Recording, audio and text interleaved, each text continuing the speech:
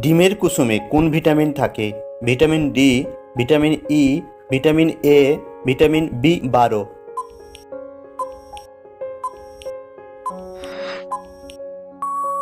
সঠিক উত্তরটি হলো ভিটামিন বি12। প্রতিদিন কি খেলে আমাদের ফুসফুস ভালো থাকে?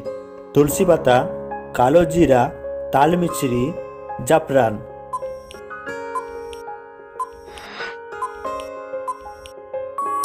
সঠিক উত্তরটি হলো তুলসী পাতা।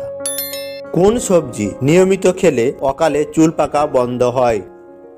করলা, বেগুন, টমেটো, মূলো।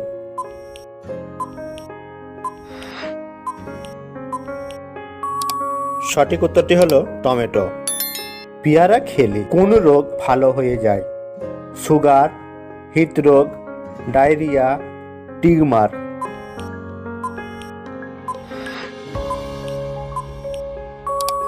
সঠিক উত্তরটি হলো সুগার।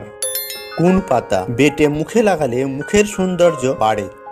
ধনে পাতা, থালকুড়ি পাতা, পুদিনা পাতা, তুলসী পাতা।